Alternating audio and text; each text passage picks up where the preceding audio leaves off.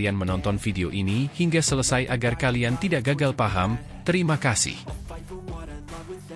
Elkan Bagot belum tentu dipanggil Sintayong untuk laga Timnas Indonesia versus Irak dan Filipina. Nama Elkan Bagot menjadi sorotan pencinta sepak bola tanah air dalam beberapa hari terakhir.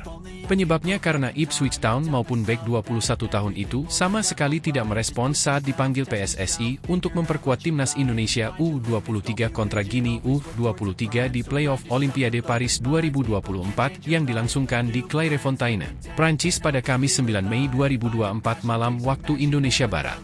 Sehari sebelum laga Timnas Indonesia U23 versus Guinea U23 digelar, Sintayong sempat ditanya apakah Elkan Bagot jadi datang ke Prancis atau tidak. Dengan muka kesal, Sintayong meminta jurnalis untuk mencari keberadaan Elkan Bagot sendiri. Terkait Bagot, mungkin dari media di Indonesia bisa mengikuti jadwalnya seperti apa. Mungkin bisa dicari tahu, setelah itu mungkin bisa dilihat maksudnya Bagot bagaimana, kata Sintayong dalam konferensi pers virtual yang dilakukan pada Rabu, 8 Mei 2024. Singkatnya, Elkan Bagot tidak hadir dalam laga Timnas Indonesia U23 versus Guinea U23. Padahal, tenaga Elkan Bagot dibutuhkan di laga tersebut, mengingat skuad Garuda Muda tak dapat diperkuat Justin Hubner hingga Rizky Ridho. Semalam, Elkan Bagot membuat postingan yang menghebohkan di akun media sosial Instagramnya, Elkan Bagot. Ia terciduk bersama sang kekasih tengah berlibur di salah satu negara Asia Selatan yang dikenal memiliki pantai indah, Maladewa.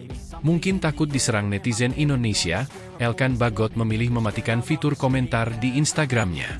Pengamat sepak bola tanah air, Roni Pangemanan, pun angkat suara soal polemik Elkan Bagot.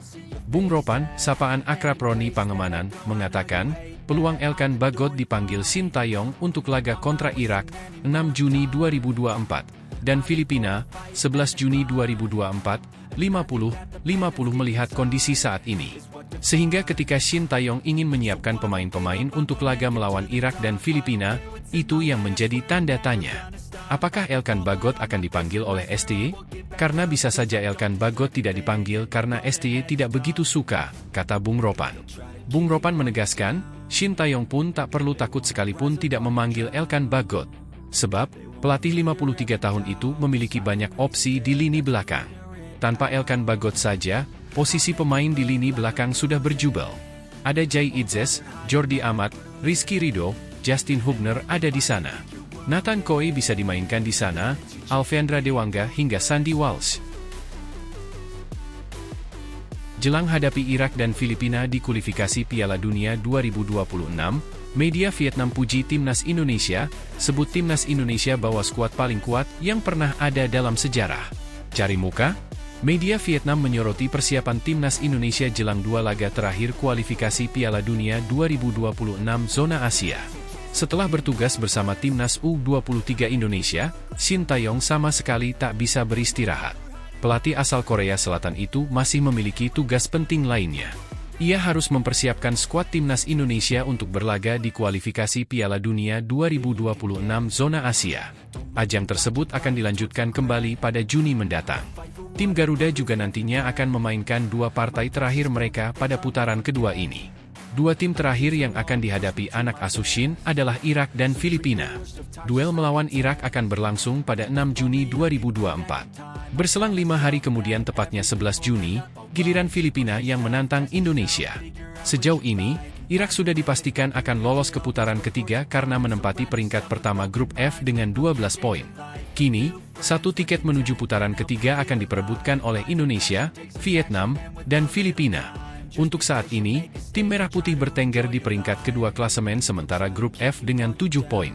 Diikuti oleh Vietnam di posisi ketiga dengan 3 poin, dan Filipina berada di dasar klasemen dengan 1 poin. Untuk lolos ke putaran selanjutnya, Sandy Walsh dan kawan-kawan hanya perlu memenangi satu laga saja. Oleh sebab itu, Sintayong selaku pelatih kepala akan mempersiapkan tim terbaik demi meraih tiket menuju babak berikutnya. Rencana Indonesia meraih mimpi besar itu juga disoroti oleh salah satu media asal Vietnam yakni Soha. Dalam laporannya, Soha mengatakan bahwa Shin akan membangun skuad Garuda terkuat yang pernah ada.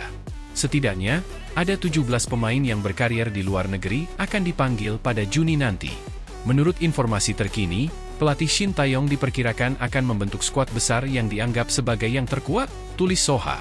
Skuad itu dibentuk untuk memperisapkan 2 pertandingan sisa kualifikasi Piala Dunia. Akan dipanggil sebanyak 17 pemain yang bermain di luar negeri, ini juga menjadi rekor jumlah pemain sepak bola abroad saat membela timnas, lanjut mereka.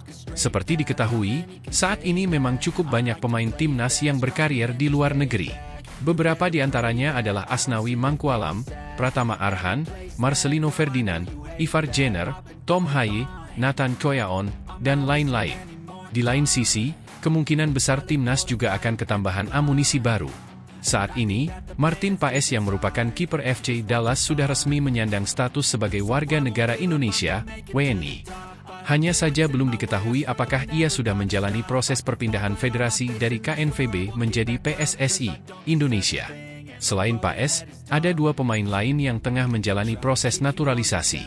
Selain itu, Soha juga percaya bahwa putaran ketiga kualifikasi Piala Dunia bukan satu-satunya incaran Indonesia. Skuad Garuda juga diyakini mengincar kemenangan melawan Irak dan Filipina. Andai 2 kemenangan didapat, maka posisi Indonesia di ranking FIFA akan terus menanjak. Pelatih Shin ingin memiliki skuad terkuat dengan tujuan memenangkan 2 pertandingan sisa melawan Irak dan Filipina di kandang sendiri. Dengan harapan mampu bersaing memperebutkan posisi teratas klasemen dan naik peringkat FIFA secara bertahap, jelas laporan tersebut.